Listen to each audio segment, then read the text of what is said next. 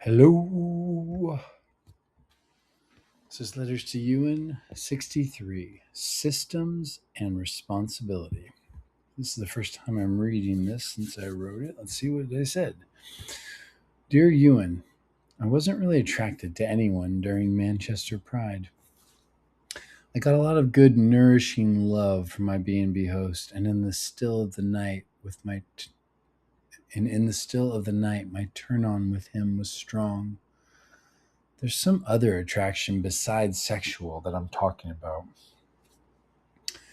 ALIFTIMTS, Australian living in Florida that is moving to Spain, was intense in my heart when I arrived, and I was desperate for relief from obsession. Then I saw the guy whose date scowled. That was attraction, and I did the polite thing and left them alone. I keep kicking myself that I didn't just walk straight up to them and introduce myself.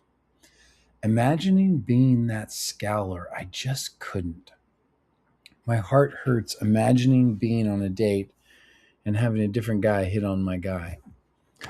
I couldn't, and I know they might have just been friends. All my powers of projection said it was a date. I'm haunted by his final gaze at me. Like he said, I felt that too. Why don't I go to my soul here? There's no energy toward it. It's more like a concept. When I just do it, it's right there, evident. There's so much more energy to find him outside of me. I feel complete when I redirect back into my soul. It's really hard to look out and in simultaneously. I'm disgusted by the system of the world that would tell me that I'm just looking for monogamy and repulsed by the idea that I might require a system that will never exist or that I'll always exist in alone. The system I can get down with is that there's a lot of energy going out to find and a lot of completeness when I go inside and some dissociative force or lack of capacity that makes doing both simultaneously difficult. That system requires me to step up to a new skill. That system requires me to take responsibility. At Relateful Company, we distinguish our own brand of responsibility as ability to respond and not fault/blame. It's more adaptive. I know that I'm better off in systems where my participation is required. It throws people off sometimes to find themselves loving our culture and then realize that we might not be able to track what's important for them. Our system relies on its participants for its health. Back in that training with Jordan and Sarah, I remember one woman who was good at tracking unhealthy gender dynamics. She was so angry that we couldn't see it as clearly as her. That's the first time I remember seeing there is no system so perfect that it doesn't require our participation. It's like some part of the human mind believes that a perfect system is the one from the movie Wall-E. Humans are living in space and the computers take care of everything. They end up unhealthy and apathetic.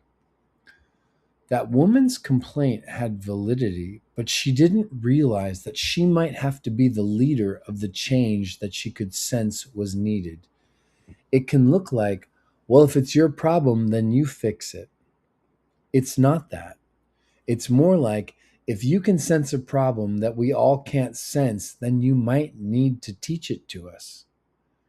The issue here is that lots of people sense problems on an intuitive level first. Einstein said, if you can't explain it to a child, then you don't understand it. Traversing the distance from intuitive sense to ability to explain it to a child can be or appear vast. ALIFTIMTS invited me back to Spain. I didn't like being obsessed. I didn't like him having my heart's throne. I bumped him out of it. I can feel a part of me that wants him back in. I'm committed to loving unconditionally. I don't know what it's like to love someone unconditionally when I border on obsession with them. I learned a lot about this from being in a relationship with you, Ewan. It's getting easier. Something's off and something's on about relating with ALIFTIMTS. I want to see if I still feel love if I drop all the conditions and what that love is like and whether it has a place in the flow of my life. The system I'm in is interested in unconditional love and open to the possibility that the animal that I am needs at least some conditional love. So I'm going. I'm flexing my ability to respond to love's call. I was talking to my friend Andrew, and the thing I isolated between you and ALIFTIMTS was safety. I feel spiritually, emotionally, and physically safer with the two of you than I can remember with anyone.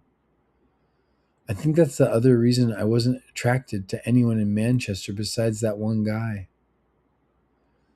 My body's intuition of the particular safety it needs is growing.